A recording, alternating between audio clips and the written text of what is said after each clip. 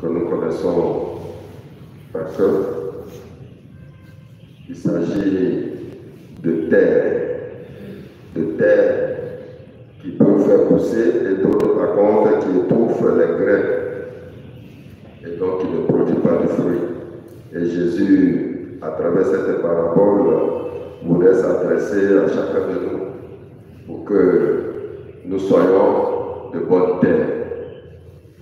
Et donc cette terre-là, c'est le cœur de chacun d'entre nous où la parole est sémée. Et chacun de nous peut savoir si sa terre est bonne ou elle n'est pas bonne, si elle est pierreuse ou si elle est fertile. Et ça, c'est chacun qui fait son examen de conscience et vérifie.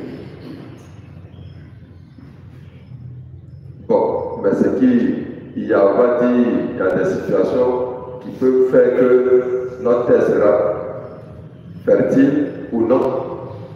Et c'est ce qui apparaît dans la première lecture que nous avons entendue tout à l'heure. Le peuple d'Israël, hier, avait eu peur à cause de l'armée de Pharaon, hier, à cause de l'armée de Pharaon.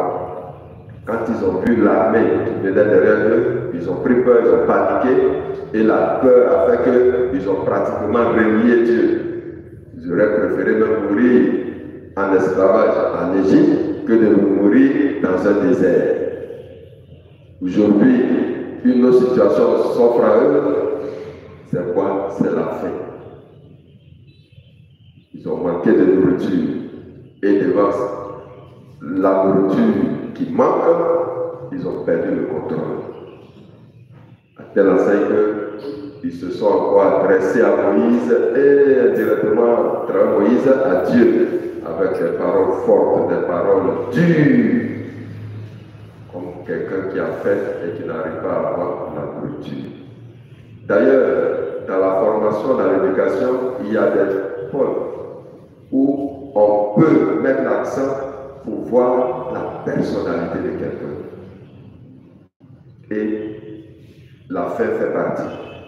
C'est-à-dire comment la personne qui a faim à table se comporte. Devant un festin, un repas se comporte. Et la tendance à prendre tout pour lui seul, parce qu'il a trop faim, ne pense pas aux autres. Ça décide un peu, c'est que sa personnalité. D'autres aussi, c'est dans le sport, découvre sa personnalité.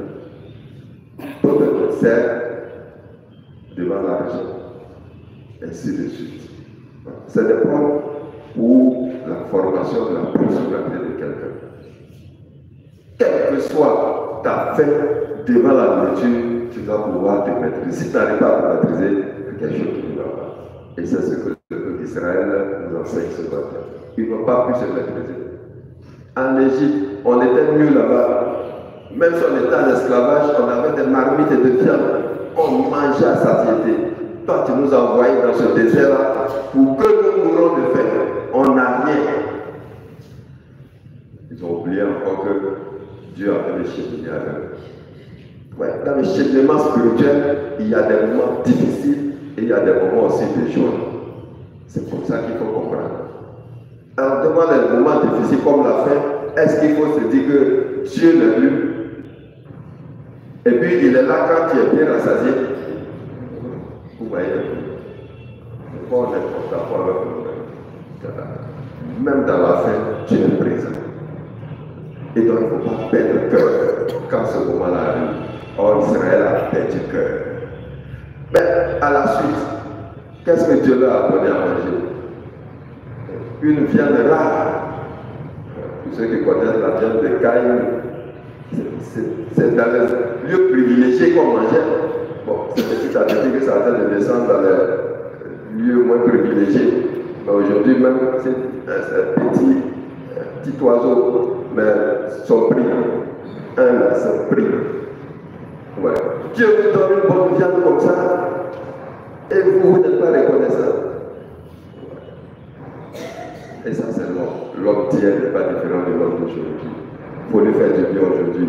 Demain, si il fait autre chose qui ne lui plaît pas, il a oublié le bien.